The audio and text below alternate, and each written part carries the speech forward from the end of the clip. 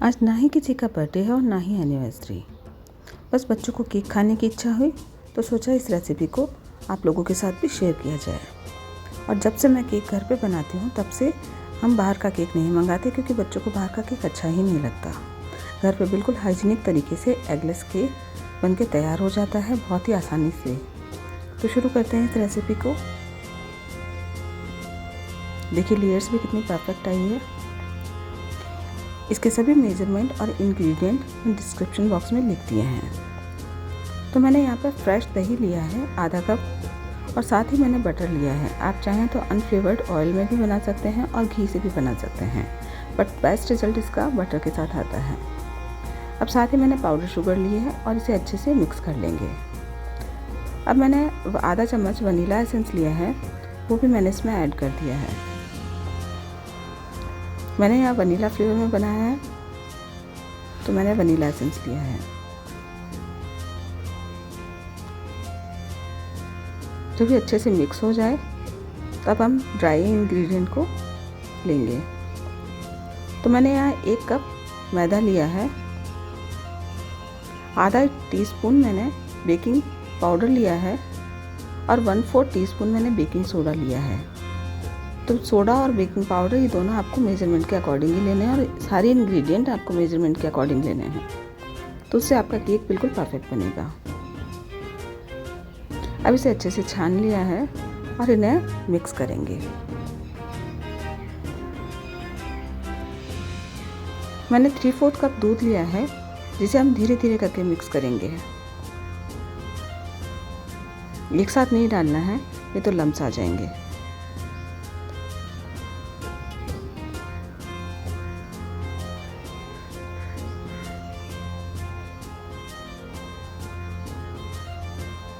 घर पे केक बनाना इतना आसान होता है और बहुत इजी तरीके से और हाइजीन तरीके से घर पे बन जाता है। बेकरी के केक होते हैं, हमें टेस्टी तो बहुत लगते हैं, लेकिन वो बहुत ज़्यादा अनहाइजीनिक होते हैं। तो जब से मैं केक बनाती हूँ तब से मैं घर पे ही बनाने लगी हूँ। अब मैंने ग्रीस किए हुए एक पैन में बटर पेपर लगाकर इस बैटर को पोर कर दिया है, और पोर करने से पहले मैंने इसमें आधा चम्मच सिरका डाला है। तो इसे डालने से केक बहुत ज़्यादा सॉफ्ट बनता है। अगर आपके पास नहीं है तब भी आपका केक सॉफ्ट ही बनेगा, आप इसे स्किप भी कर सकते हैं। अब सारे बैटर को मैंने ग्रीस लगे हुए पैन में डाल दिया है और 2 से 3 बार टैप करने के बाद इसे ओवन में प्री हीटेड ओवन में रखा है। तो जब भी ओवन में बेक करें आप प्री हीटेड करके रखें। आप चाहें तो कढ़ाई में भी बेक कर सकते हैं, जो कि मैंने लास्ट केक की रेसिपी में बताया है। अब मैंने इसे अभी 20 मिनट के लिए रखा है, और अगर नीड लगी तो मैं इसे दोबारा और इसका टेम्परेचर बढ़ा दूंगी। अब मैंने 1 कप ही व्हिपिंग क्रीम ली है, उसे अच्छे से बीट कर लेंगे। तो आप चाहें तो इलेक्ट्रिक बीटर से भी कर सकते हैं, मैंने हैंड विस्कर से किया है। और जब इस कंसिस्टेंसी में आ जाए, इसके पीक्स अच्छे से बनने लगे और ये उल्टा करने पर गिरे ना, तो हमारी केक की क्रीम अच्छे से व्हिप हो चुकी है। जब भी आप क्रीम को बीट करें गर्मियों में, तो आप एसी वाले रूम में ही कीजिए और नीचे आइस लगा के कीजिए, बहुत अच्छी आपकी क्रीम बीट होगी। देखिए केक कितना ज़्यादा सॉफ्ट बना है। तो अब इसका नीचे का मैंने बटर पेपर हटा दिया है, बिल्कुल अच्छे से बेक हुआ है। अब इसे हम लेयर्स में कट करेंगे। तो सबसे पहले किनारों के ऊपर हम चाकू की हेल्प से निशान बना लेंगे, और ये निशान एकदम इवन बने, ध्यान रखना है। अब बीच की लेयर भी इक्वल कटे, इसके लिए हम थ्रेड का यूज़ कर सकते हैं। तो मैंने यहाँ धागा लिया है और इस ढंग से मैंने कट किया है। तो इससे क्या लेयर बिल्कुल बीच में से इवन आएगी। आप चाकू से भी कर सकते हैं। ये पहली लेयर मेरी बहुत पतली कटी थी एक्चुअली। ये देखिए कितनी ज़्यादा सॉफ्ट बना केक और कितनी अच्छी जाली बनी है इसमें।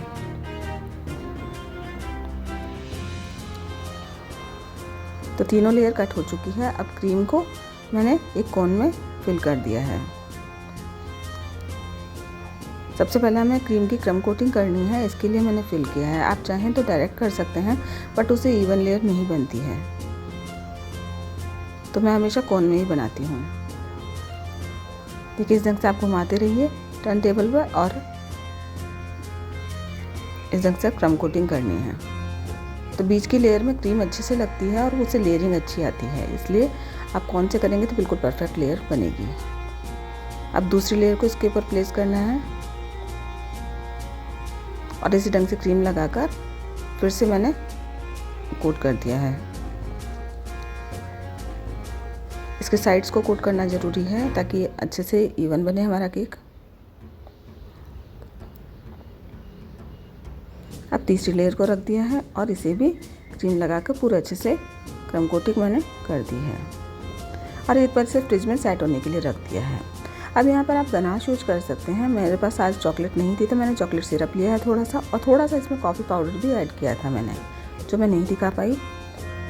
अब बहुत ज़्यादा ये सिरप नहीं है ऐड करना है, नहीं तो क्रीम पतली हो जाएगी। अब फाइनल कोटिंग करने के लिए मैंने एक लेयर और क्रीम की इसके ऊपर लगाई है ताकि पूरी अच्छे से फिनिशिंग आए, और ऐसे ही किनारों पर भी लगा दी है।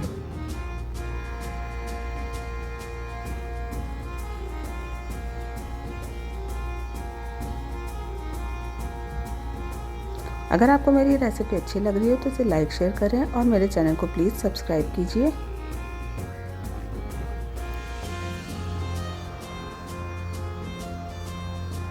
एक नाइफ की हेल्प से हम इसको पूरा इवन कर लेंगे।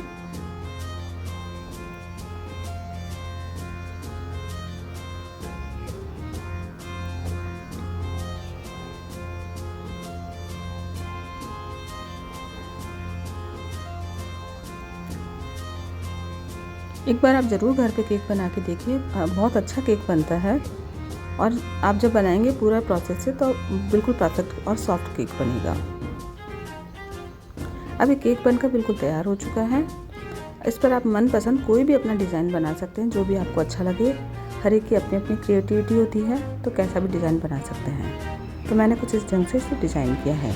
मैंने चॉकलेट सिरप ही लिया है अगेन और इसकी ड्रिपिंग की है इस ढंग से।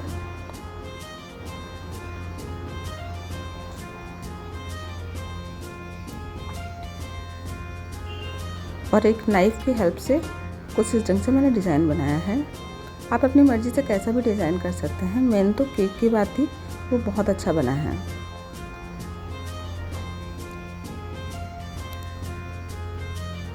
अब मैंने जो क्रीम तैयार की थी वो मैंने एक कॉर्न में फिल कर दी और नोज़ल लगा लिया है और उसी से मैंने डिज़ाइन बनाया है। तो नीचे आप बॉर्डर का भी कोई भी दूसरा अपनी पसंद का डिज़ाइन बना सकते हैं, किसी और नोज़ल से भी। तो इस ढंग से मैंने डिज़ाइन कंप्लीट कर लिया नीचे का भी।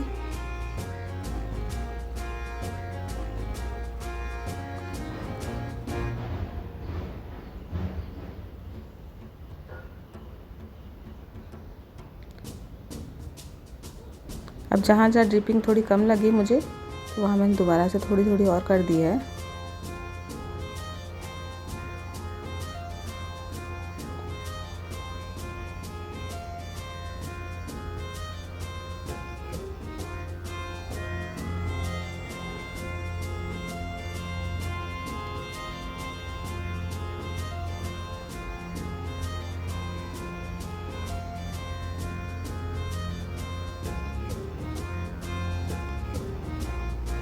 अब मेरे पास कुछ चॉकलेट बॉल्स वगैरह थी, कुछ गोल्डन बॉल्स वगैरह थी, तो मैंने इस पर प्लेस कर दी है जस्ट एज डेकोरेशन। तो आप कुछ भी लगा सकते हैं। कुछ मेरे पास ये कलरफुल बॉल्स भी थी, तो वो भी मैंने डाल दी है। अब ये केक बनकर मेरा रेडी हो चुका है।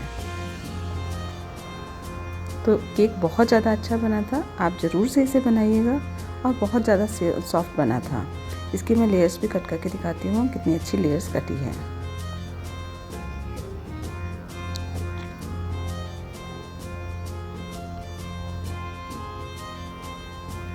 यहाँ मैंने शुगर सिरप नहीं लगाया, आप चाहें तो लगा सकते हैं। मेरा केक ऑलरेडी सॉफ्ट था इसलिए नहीं लगाया।